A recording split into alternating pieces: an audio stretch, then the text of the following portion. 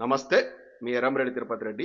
వరంగల్ లోపల రైతు సంగ్రామ సదస్సు కేటీఆర్ గారు నిర్వహించి కాంగ్రెస్ ప్రభుత్వం లోపల రైతన్నలను అడ్డి ఏ విధంగా విరిసిరు, రైతు భరోసా పేరుతో ఏ విధంగా మోసం చేసిరు, కౌలు రైతుకు కూడా ఇస్తానన్న రైతు భరోసా ఎందుకు ఇవ్వలేదు, రుణమాఫీ సరిగ్గా ఎందుకు చేయలేదు, పండించిన పంటను ఎందుకు కొనట్లేరు, నీళ్ళు ఎందుకు ఇవ్వట్లేరు, కరెంట్ ఎందుకు సరిగ్గా ఇవ్వట్లేరు, రైతన్నలు ఎందుకు కోసపెట్టుకుంటున్నారంటూ రైతన్నలకు భరోసా ఇచ్చేందుకు అదేవిధంగా 2022 మే 6 రోజున రాహుల్ గాంధీని పిలుచుకొచ్చి రైతు సదస్సు అని పెట్టేసి రేవంత్ రెడ్డి గారు చేసినట్టు ప్రామిసులన్నీ కూడా ఎందుకు మీరు నెరవేర్చలేదని చెప్పి ప్రశ్నిస్తే కాంగ్రెస్ ప్రభుత్వంలో ఉన్నటువంటి పెద్దలకు ఆ నాయకులు ఖాళీ వాళ్ళు ఏమన్నా ప్రతిస్పందిస్తే దాంట్లో అర్థం ఉంది.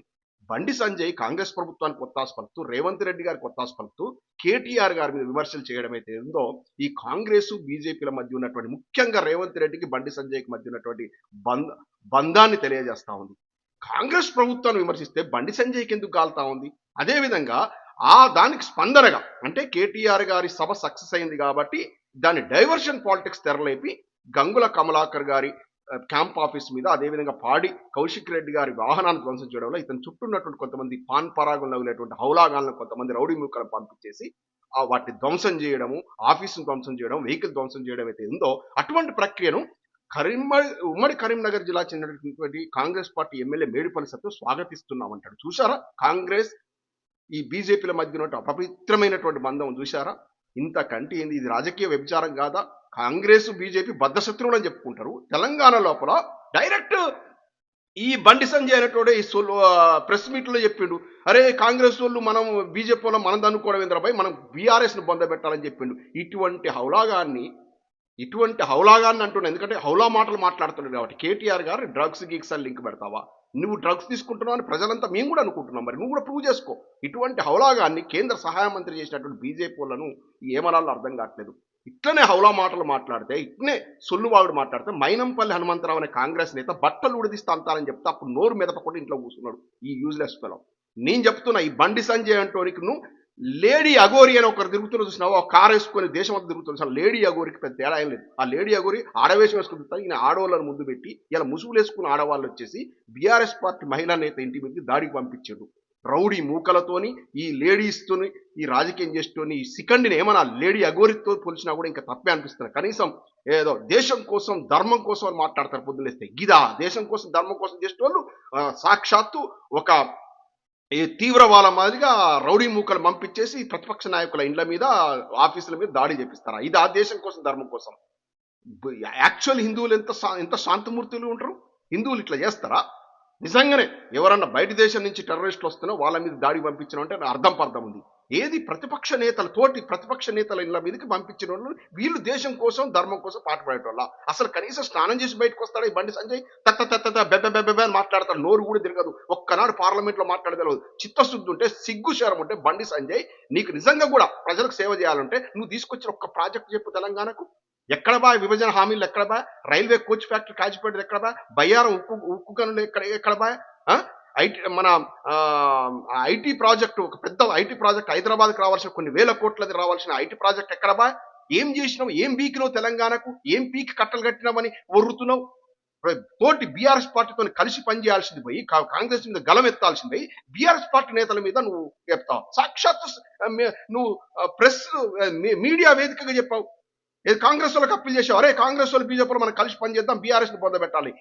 గీ దగులుబాజు రాజకీయం చేయడం కోసం నువ్వు రాజకీయాలు చేస్తున్నావా? ఒకప్పుడు కవితమ్మ వెనక జాగృతి కండవ కట్టుకుంది ఒక కార్పొరేటర్ స్థాయి కంటే తక్కువ నిన్ను తీసుకపోయి సెంట్రల్ మినిస్టర్ చేసింది కిషన్ రెడ్డి గారు, విద్యాసాగర్ రావు గారు, ఒక మంచి బీజేపీ నేత కరీంనగర్ జిల్లా. రివ్యూ చేసుకోండి. ఇటువంటి యూజ్లెస్ ఫోన్లను అందరం ఎక్కిస్తే ఎట్లుంటో చూడండి. ఇవాళ ఏం చేస్తున్నాడు? కాంగ్రెస్ తో కుమ్మక్క రాజకీయం చేస్తున్నాడు. లేడీ అగోరి కంటే హీనం ఈ బండి సంజయ్. నేను చెప్తున్నా కనీసం కొన్ని విలువలు పాటిస్తూ కేఏ పాల్ లాంటి వ్యక్తి అన్న కొంచెం విలువల రాజకీయం చేస్తా ఉన్నాడు. అంతకంటే హీనమైన రాజకీయం చేస్తా ఉన్నాడు ఈ బండి సంజయ్ అంటాడు.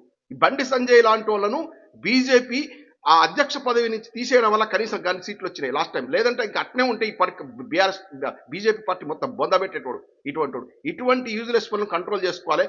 లేడీస్ను రౌడీ మీకులను నిన్న ఒకడు రౌడీ బీజేపీ రౌడీ ఒకడు డైరెక్ట్ ఆర్టీవీ న్యూస్ రీడర్ చెప్తా ఉన్నాడు, మేము బరాబర్ తంతాం గుద్దుతామని చెప్తాడు. ఇదారా హిందువులు అంటారు స్వంత స్వభావాలు రా? హిందువులు పోయి తంతారు గుద్దుతారా? తోటి రాజకీయ నాయకుల మీద, తోటి కార్యకర్తల మీద, ఇండ్ల మీద దాడికి పోతారు హిందువులు. ఇదా మీరు చేసే రాజకీయం? స్వచ్ఛమైన హిందూ ఎవరంటే కేసీఆర్ గారు రా. ఆచరణలో చేసి చూపించాడు. యాదాద్రి టెంపుల్ చూడు, తిరుపతికి తలదన్ని తీతలు కట్టిండు. మీ ముఖాలకి ఏమన్నా తెలుసా? కొండగట్టు అంజన్న గుడి కన్నా ఒక కోటి రూపాయలు ఇచ్చిన ఉదంతం ఉందా ఈ బండి సంజయ్ అంటాడు? పొద్దులేస్తే హిందుత్వ హిందుత్వ హిందుత్వ, పేరుకే హిందుత్వాన్ని వాడుకొని రాజకీయం చేసుకోవడం, మూటలు కట్టుకోవడం. ఏ స్థాయిని ఇది? అడుక్కు తినే స్థాయి. పుస్తలు అమ్మి నిలబడ్డా అని చెప్పినావు ఏదో ఎంపీగా మొదటిసారి నిలబడ్డప్పుడు. మరి ఇవాళ ఇన్ని వేల కోట్లు నీకు ఎక్కడి నుంచి వచ్చినాయి బండి సంజయ్? ఈ లఫంగి రాజకీయం ఆపు. కాంగ్రెస్ తో కుమ్మక్క రాజకీయం ఆ బీజేపీ నేతలకు అప్పీల్ చేస్తున్నారు. ఇటువంటి యూజ్లెస్ తక్షణం ఆ యొక్క కేంద్ర మంత్రి పదవి నుంచి డిస్మిస్ చేయాలి. ఈ విధంగా ఉసిగల్పుతుంటే ఇప్పుడు రాష్ట్రము దేశము సంఘటితంగా ఉండాలని బీజేపీ దేశం మొత్తం కూడా భద్రత ముప్పు వాటిల్లొద్దు అన్నట్టు సాక్షాత్ కేంద్ర మంత్రిగా ఉండి బారాప్తా పోయి తంతరు గుద్దుతారు మా రౌడీ ముక్కలని చెప్తున్నాడంటే ఏం రాజకీయం చేస్తున్నట్టు? ఇతన్ని బర్తరఫ్ చేయాలి కేంద్ర మంత్రి వర్గం నుంచి. ఇతను అసలు కనీసం సర్పంచ్ స్థాయి కూడా కాదు. ఇటువంటి యూజ్లెస్ పూలను తీసుకెళ్ళి కేంద్ర మంత్రి చేస్తే ఇట్లనే ఉంటుంది. హీఈస్ ప్రొవోకింగ్ గూండాలను మహిళలను ప్రొవోక్ చేసి మహిళా నేతలను టార్గెట్ చేయడం, బీఆర్ఎస్ పార్టీ ఎమ్మెల్యేలను టార్గెట్ చేయడం. ఏం రాజకీయం రా ఇది? ఇటువంటి లఫంగ రాజకీయం కోసం కేంద్ర మంత్రి అయినావా? తక్షణమే బీజేపీ నాయకత్వం స్పందించాలి. కిషన్ రెడ్డి గారికి అప్పీల్ చేస్తున్నా, ఇటువంటి కంట్రోల్ చేసుకోండి. లేదంటే పెట్రోల్ మీద పోసుకొని తగలబడానికి కూడా తెలంగాణ రాష్ట్రంలో సిద్ధమైన వాళ్ళు, ఆత్మ బలిదానాలు సిద్ధమైనటువంటి గులాబీ కార్యకర్తలు కనుక తలుచుకుంటే ఒక్కడు కూడా బతకడు. ఉరికించి తంతారు ఒక్కొక్క కొడుకును. ఏం మాట్లాడుతున్నారు రాబాయ్? ప్రొవోక్ చేస్తారు. శాంతి భద్రతలకు విఘాతం కలిగే విధంగా ప్రొవోక్ చేస్తారు సాక్షాత్ కేంద్ర మంత్రిగా ఉండి. ఇదా ఇది మీరు చేసే లఫంగి రాజకీయం? విఘ్నులైనటువంటి మేధావులకు విజ్ఞప్తి చేస్తున్న ఇటువంటి అవలాగాలను చీల్చి చెండాలని, లేకపోతే ఇది ఇట్లనే తయారవుతుంది. తెలంగాణ ఆగమవుతుంది. ఆగం చేయడానికే పూనుకున్నారు. ఏదో ఉద్రిక్తతలు తీసుకొస్తున్నారు. ఏం రాజకీయం రాబాయ్? కాంగ్రెస్ ప్రభుత్వం తిరిగితే వీనికెందుకు కోపం వస్తుంది? బీజేపీ కేంద్ర మంత్రిగా ఉండి వీనికెందుకు కోపం వస్తుంది? నాకు అర్థం కావట్లేదు. మేమే బీఆర్ఎస్ పార్టీ కనుక కార్యకర్తలు తలుచుకుంటే ఒక్కడు కూడా రోడ్ల మీద తిరిగారు. ఖబర్దార్. జై తెలంగాణ.